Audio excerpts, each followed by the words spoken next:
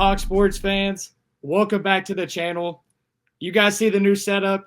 What a better way to get it going with the Haitian sensation himself, the man who has the most welterweight wins of all time inside the UFC. We got our boy Neil Magny joining us just over 2 weeks after he got the dub at UFC Vegas 108. Very, very awesome finish in the second round. Back and forth fight. Neil was able to find the finish late in the second round.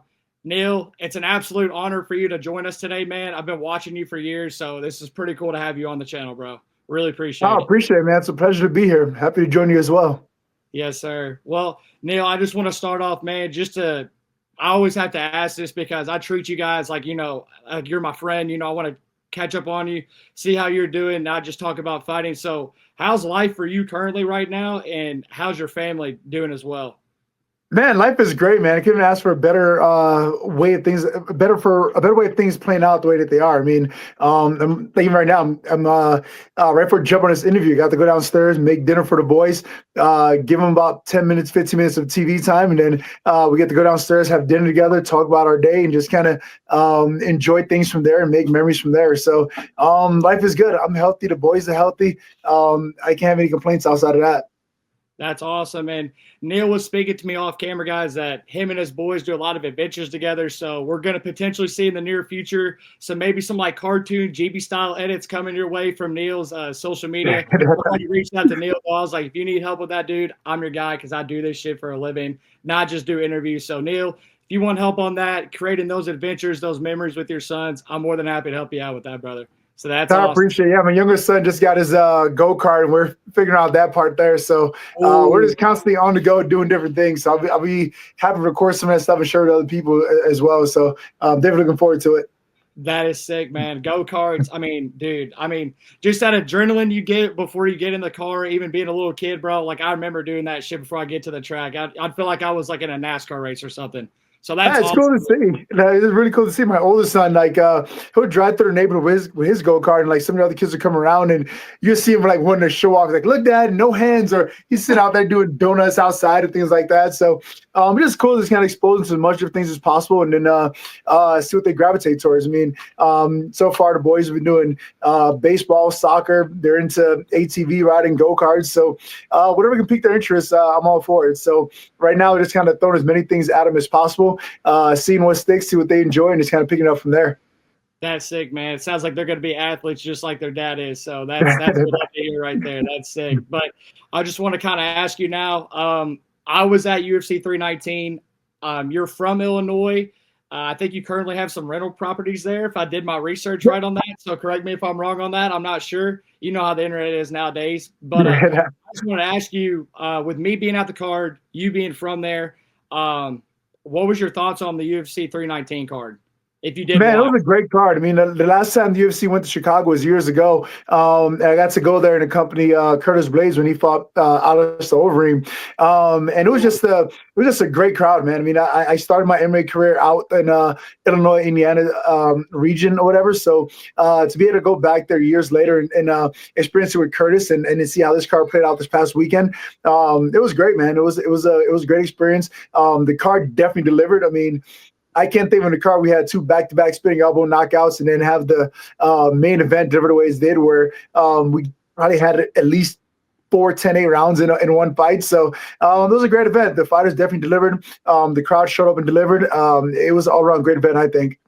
That's awesome, man. And I mean, like you just said, I think going into Carlos and Jeff's fight on Saturday night, I think there only been like 10 spinning back elbow knockouts, and then it was at 12 by the end of the night. You had him in back-to-back fights. That was pretty sick to see. I'm cool with the full violence guy, so it was cool to see Carlos win. I've seen him fight 3 times in a year now. And then spoke to Lerone Murphy before. Very, very nice guy as well. So I was obviously very happy to see him get the win too. But either way, a lot of studs on the card. So I think your breakdown was perfect right there.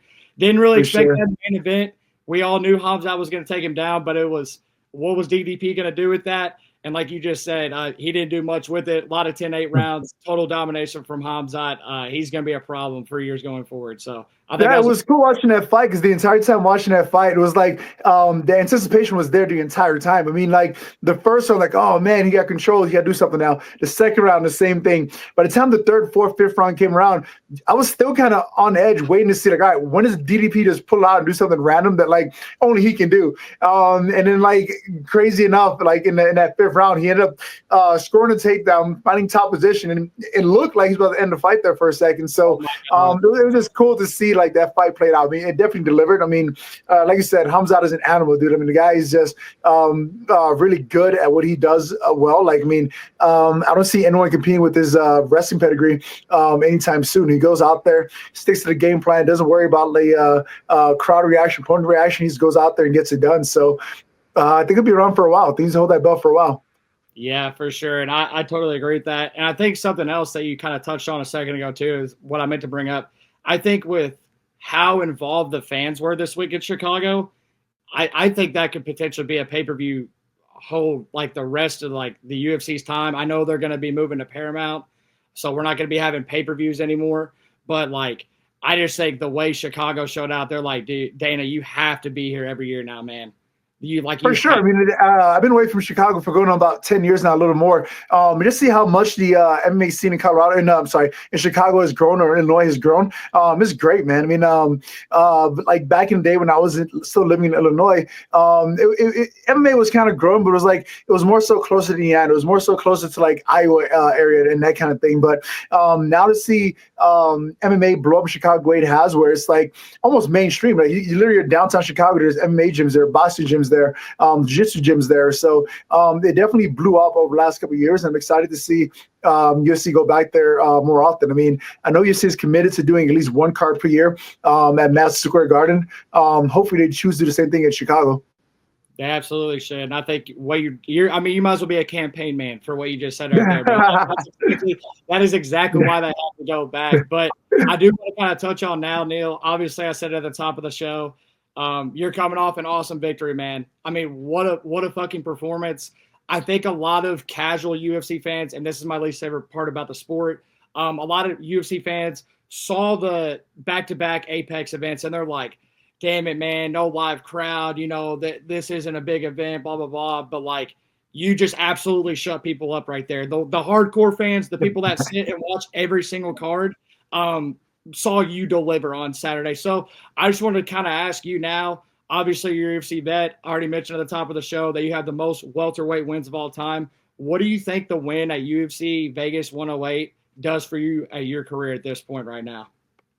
For me, honestly, I just needed to get back on the win side of things. I mean, I had a really rough go around these last 2 years. I mean, it was like kind of this up and down roller coaster, like win a fight, lose a fight, win a fight, lose a fight, lose two fights. It's kind of like wondering how all this stuff would come together. So for me, making the conscious decision to like take some time away from fighting and just kind of focus on things that I can improve on, things I can do better next time around. I think it was absolutely essential just for my not just my physical well-being, but my mental well-being as well. And taking that time off and really being able to focus on like what I wanted my comeback fight to be. I don't think it was better than what I delivered 2 weeks ago. I mean, I was anticipating so much going into that fight as far as like how Laos was going to come out or what his game plan was going to be and that kind of thing. And I was expecting like an all-out like striking war. And when he decided to switch the tide a bit and go more so heavily into grappling, I was like, cool, I can do that too. So I went ahead and like switched it up and found a way to implement the grappling and get the finish ultimately. So it was great, man. I can't think of a better way to kind of snap that 2-fight losing skid and just kind of get back on the right track of things. Absolutely. And I think, what you just said, like it's a skid right there, but like, dude, you got to look at the people you've been fighting lately though, man, too. Like, I mean, they like the UFC is definitely not, doing, I guess, favors, but like, you're winning the fights that you should be winning, and you're competing in fights that you might be on a skid about. So like, dude, you're doing awesome right now, bro. You're absolutely killing it. But I think what you just said is a perfect breakdown, man. You're always active too, and I was so happy to see you get back in there this summer, even with it being late, like and getting a win like that, because that's so big. Like you just said, we thought, from the outside perspective, hardcore fans, it was going to be a striking match, but then he tried to do that. So that just kind of shows you being a veteran and being able to adjust on the fly, because obviously I don't think you and your coaches expected that, and I don't think the fans expected that either out of him. So way to adjust on the fly right there, man. Like that was such a fun fight to watch. Like my girlfriend, I'm still trying to get her into the UFC. She's been around me a little For bit sure. on the YouTube channel, and she was like locked in. Like sometimes she'll be on TikTok scrolling, bro. She was locked in. So I was like, thank you, Neil Magny, for showing my girlfriend what mixed martial arts is. I really appreciate that. Like, it's awesome. I just want to ask though, like, can you kind of walk us through the fight, because there were so many different transitions, sequences, obviously with striking and grappling. So I just wanted to kind of ask you, like, can you kind of walk us through the fight, and what opening did you see specifically that led you to be able to get the finish, and you knew, like, I'm putting the gas on right here. I'm not letting this get to the bell at the end of the second round. Yeah, I mean, going into that fight, I mean, both he and I are veterans. I mean, we both have over 20 plus fights in UFC between the two of us each. So going into that fight, I kind of knew that like it was going to be a difficult fight, a challenging fight. But I definitely leaned more into like that possibility that he'll come out very aggressive in the striking department. So as the fight went on and as he started engaging the grappling more, I realized that he was kind of shying away from where the strengths were. And unfortunately, sometimes in fighting, you see that happen often where a guy chooses to not fight to the best of their ability because they're so focused on what their opponent may be or something that they saw in film that they feel like they can go out there and exploit. So I remember thinking mid fight, like we're clinching, he's pressing against the fence. I'm just kind of anticipating, waiting, like, all right, at any point now he's gonna break off and strike. And I'm like, I'm not really thinking about the defend the takedowns too much. I'm more so waiting for him to break apart and start the striking. And it just in that first round, it never came. He never disengaged the strike. He never created space. He never like went to do anything that was gonna show he wanted to strike. And then going into the second round, I was like, all right, cool. I probably lost that first round just because of control and positioning and that kind of thing. So I came out very aggressive, wanting to kind of get the fight, get that round back, so to speak. He immediately shot for a takedown.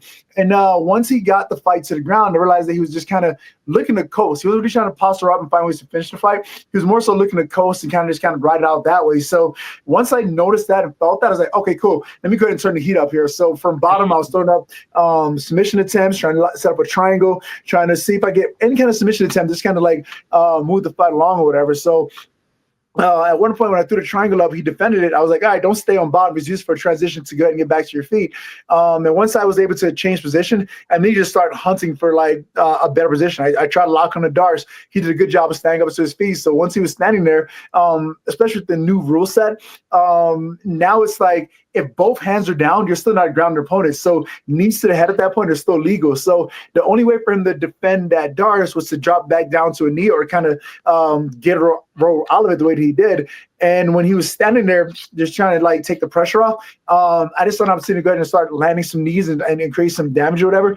I took full advantage of that. I was like, all right, cool, I'm going to land one. And he didn't react. I threw another one, didn't react. Once he realized like, oh, I can't stay much longer, and tried to like desperately get out of there, I was like, all right, this is my chance to really go ahead and put it on him and try to look for the finish at that point. And sure enough, I got to his back, went for a choke. He did a good job fighting it off. And I was like, all right, well, TKO, here he goes. I'm going to go for the ground and pound. Oh, yeah, bro. And that was so well executed because, like you said, there's just so much going on right there. You could have went so many different ways. I mean, you definitely could have taken your foot off the gas a little bit because at that point, you had clearly won the round. It was potentially going to be 1-1 going into the third at that point. But, I mean, credit to you for being able to, realize when to throw the knees. And you're like, damn, I need to keep him against the fence here and really get this shit done with. You know what I'm saying? So that was credit to you. That was sick to watch. I was so excited for you, bro. Because, like I said, I've been a fan. I'm treating you as my bro now because we text. But, like, as a fan, from years back, I was so excited to see you get that dub, bro. But I appreciate it. Now a little bit off of the win. Obviously, you do have the most wins in welterweight history. So I just want to kind of ask some random questions now and just kind of go away a little bit from the octagon, but still talk on it a little bit. What's a small detail in training that you think most fighters, like maybe amateurs or still even pros, they overlook it in training? So one of the things that I noticed in training, especially with the guys that are new to the sport, a lot of people tend to do a series of moves, but not really understand why is it that they're doing it. I mean, and I noticed this change started to happen probably about 6-7 years ago when a lot of people started to try to work out of both stances. Like if you watch the history of martial arts and that kind of thing, most people were either predominantly one stance or the other. But in the last 7-8 years or so, we've seen a shift where a lot of people were trying to go both stances and switch off off and do that kind of thing. The one thing that I've realized a lot of people left off is they leave out the reasons behind why they choose the particular thing. So a lot of you guys have a series full of techniques, but leave out the tactical approach. It's like, all right, I'm going to switch stances and attack here, but why are you doing that? What did you see your opponent do that made you decide to switch stances or whatever? And I noticed that that's a huge part of the game that's missing, where a lot of guys, young and older, are doing a series of moves, but they're not really able to make it applicable as to why they're doing it. And I think that's a huge downfall for a lot of guys. I mean, look at some of the best guys in the sport right now. When it comes to striking and other things, it's more so like not only being able to execute the moves, but like being able to execute it under a certain circumstance and do it tactically as well. And I think the tactical portion is the thing that a lot of guys are missing these days. And that's why I try to like jump in and focus on. When I made a train with some guys that are like less experienced or whatever else may be, it's like I'll see guys do things and I literally like stop there. Hey, why should you do that? And they're like, I don't know. It's a good thing to do at the time. They're like, no. Why did you choose this move specifically? What did you see from me or about me and made you choose to do this move or whatever? And all the time they can't answer that. But then next time we go around, you see them just thinking a little bit more and taking that tactical approach. Like, all right, cool. I'm going to throw this jab to get a reaction. Once he reacts to that, I'm going to throw this low kick, whatever. And I think that's the piece a lot of people, young and old, are missing in the game nowadays. Dude, I love that explanation from you because, like, I mean, that's around the time I kind of picked up watching the UFC. And I feel like that is, like, so pivotal nowadays. You see so many people switch stances, especially guys that are a little crafty on the feet. They want to stay at range maybe. So I love that point from you because a lot of guys, you know, they'll do it to set up feints and stuff like that. But a lot of times they're just kind of doing it to mess with their opponent's head. But they're not really doing it with, like, a sole purpose to set this up. They're just kind of doing it to show them something, if that makes sense. So I love that pick from you. I wouldn't have guessed that, but like now that you think about it and people watching this, you know exactly what Neil's talking about. That's such a good point right there. And I think everything you do inside the octagon, especially at your level, you know, you're at the highest level there is in the MMA. You have to be able to do everything, every single second in there has to have a purpose behind it, or else you're going to get, or you're going to be losing seconds, minutes, rounds on the judges' cards. So I absolutely answer from you, bro. That was sick, and I appreciate you elaborating on why you said that too. Because you know some guys could be just come on here and be like, "Oh yeah, well I think it's this," and then they don't say why. That was a great breakdown. For sure. So much. That was so sick. But now I just want to kind of touch on it. You know, we cover all sports. I've recently just transitioned into just UFC, MMA. So I was kind of speaking on that with you a little bit at the top of the hour. But we do like other sports. You know, we like football right here. So we got to talk about that. We know you used to play football. So I just want to ask you, since football was a big part of your childhood growing up, who was a player or two that you looked up to as a role model? And do you currently have any favorite teams still from football? Because I love football. I'm one of the guys on Saturdays like, I've got college football on one screen, and then I got UFC on the other. And then I'm watching For NFL. sure. I had to ask you about this. Yeah. I mean, so I'm still a diehard Giants fan. So New York Giants is definitely my team. But unfortunately, these days it's harder to watch as much football as I would like to. Because I have so many other things going on. I mean, like between managing business, taking care of kids, and everything else like that, it's real hard for me to like really take time and dedicate to like following all the different sports and that kind of thing. I'll definitely tune into like some of the pivotal moments in sports, and every now and again I'll have like a off Sunday or an off weekend where it's like, wow. In a rare occasion, I have nothing to do. I'm going to turn on some sports or whatever, enjoy this time down or whatever. But I'm just such a guy that's like constantly on the go. It's like I find it real difficult to like really find a moment to guys sit still and kind of enjoy sports. I'm kind of like one of those guys kind of like constantly clicking through, catching highlights, just kind of keeping up with like some things going on. But unfortunately, I don't have too much time to like sit there and follow the seasons too in depth these days anymore. Well, that's cool, man. I appreciate that. And the Giants, I mean, whenever I was a kid growing up, the Giants were killing it, man. They had Eli Manning. They had Nelson Cruz. So, I mean, they're beating the Patriots in the Super Bowl, the helmet catch and all that shit. So, I mean, there's been some times being a Giants fan. Obviously, right now it might be a little tough, you know. Saquon's not there anymore. But Saquon even go to the Eagles and they win a Super Bowl. Yeah, things like that. Dude, we're just like, wait, what? Like, he's whack for that, bro. He is whack for that. I respect him chasing a ring in the bag, but still, like, come on, bro. But dude, the Giants are such a good team. I didn't know that. I knew you had a background in New York. I believe you were born in New York, right? Yeah, I was born in New York, lived there to about middle school, high school age or so, and then transitioned to Illinois from there. Now I've been in Colorado for the last 12 years. So it's kind of doing a third of my life in these different places now. I'm just slowly making my way out west. That is sick, man. And you did attend SIUE, correct? Yep, yeah, I went to Southern Illinois University in Edwardsville. Studied sociology and criminal justice while I was down there. That is sick. I actually, I'm familiar with them because the college that I grew up liking, because my family went there, is Murray State. If you've heard of them, Okay. they were in the OVC, the same conference as SIUE. So I looked at that and was like, oh shit, okay, that's pretty cool. That he went to an OVC school. So that's dope.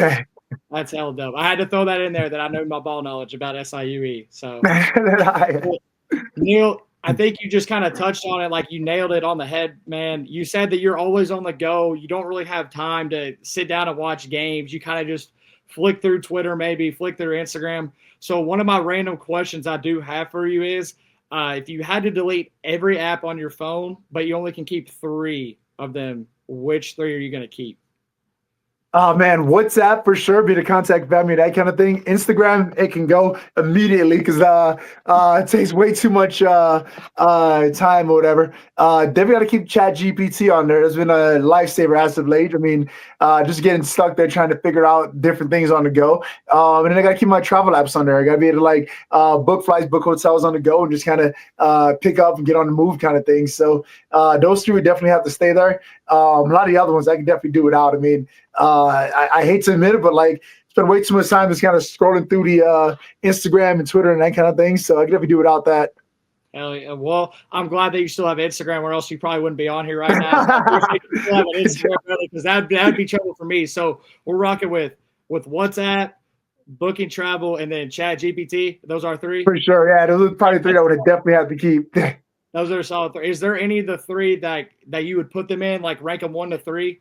Is there one that would? Oh, not really. I mean, this is how my life goes right now. It's literally like I want us to get hit with a question or hit with a issue, or like, man, I can't figure this out. Oh yeah, ChatGPT, just jump on there and go. Oh, I get a request like, hey, I got a seminar over here. I got this appearance, whatever. Like, all right, I'm on the go. I'll be there. Or I have a teammate that's spotted. He's like, hey, I need a coach. I need someone to corner me. Can you be there? It's like all these different things. So I don't really have an order I'll put it in, but it's constantly on the go. I mean, WhatsApp is just a great way for my kids to be able to call me and like FaceTime and that kind of thing. So Dev can't get rid of that. So yeah, I don't have a particular order, just kind of like necessities in life these days for me. Hell yeah, bro. And I'm glad you bring up WhatsApp too, because I actually had to get WhatsApp for like certain contacts inside the UFC. So that's funny. That's funny that you mentioned WhatsApp, because that's why. That's huge. It works international and everything, dude. It's like it's almost a necessity now. No, man. I know if you're expanding, I mean, worldwide, even with me, I mean, I played college football. I mean, I call it football. It's not, I'm trying not to say it the American way. I play college soccer and soccer, played with guys all over the world. They have WhatsApp. So like I've kind of had to have WhatsApp before like I even got going with the UFC. For sure. Whole type of deal. So it's a great app to have though. If you don't have WhatsApp and need to talk to everybody across the world, get it right now. Neil's your man. Yeah, right. But Neil, I have gotten to my newest segment. I guess we're rocking with, the new setup now in the interview. It looks so cool. I can't stop looking at the little titles and then take it out the bottom, man. But I do have another segment too. It's called the Final Bell. It's 5 rapid fire questions, and you have to answer if you do this or do that. So I got 5 of them right now, and we'll go ahead and get into it. So would you rather have unlimited free travel or never have to pay for food again? Oh, never pay for food again. That's the easy one. My boys are 3 and 5, and I feel like their appetite just keep on going more and more and more. Like there was a point where I'd order like a steak, and like, all right, cool, I'm gonna order a steak. I'll eat half, and I'll cut the other half in 2 for the boys or whatever. Now it's getting to the point that like, oh no, I'll cut it in half, and they're eating the half themselves, and I got to order my own thing or whatever. And then immediately after the night, like, hey dad, what's for dinner? I'm still hungry. So I'm like, whoa. You just ate a 16-ounce steak between the 2 of you. What do you mean what's for dinner? So I'm imagining as you get older, that's only going to get a lot worse. So free food, absolutely.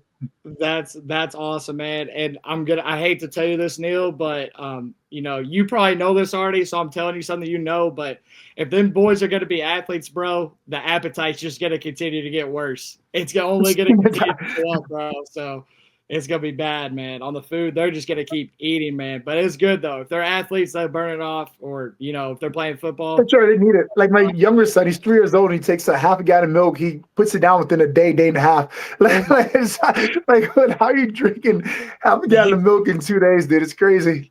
Oh my gosh, that he's gonna be strong, man. He's gonna be For really sure. strong. He's doing that already. That's crazy. My next one's not, I guess, as controversial as that, or maybe as exciting. But I haven't asked an athlete this before. But would you go with a? Would you rather see a sunrise or a sunset?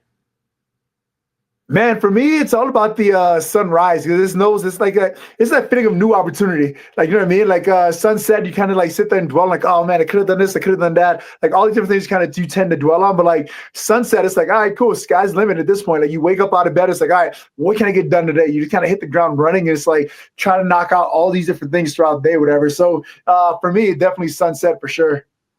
I love that, man. Like, especially if you see like the sunrise too. That means you're already up and grinding. Like you're already Oh, yeah, at we it. got it for sure. Yeah. Yeah. So that's like a little extra motivation of like, yeah, I'm working while everybody else is asleep. So I love that answer, man. I love that. That's kind of how I view that if you're on the sunrise side. But my For next one, sure. it's about superpowers. So would you rather have the ability to fly or be invisible? Oh, invisible for sure. That would definitely one I would take. I mean, just be able to fly in the wall for so many different opportunities and conversations. Invisibility would be the one for sure.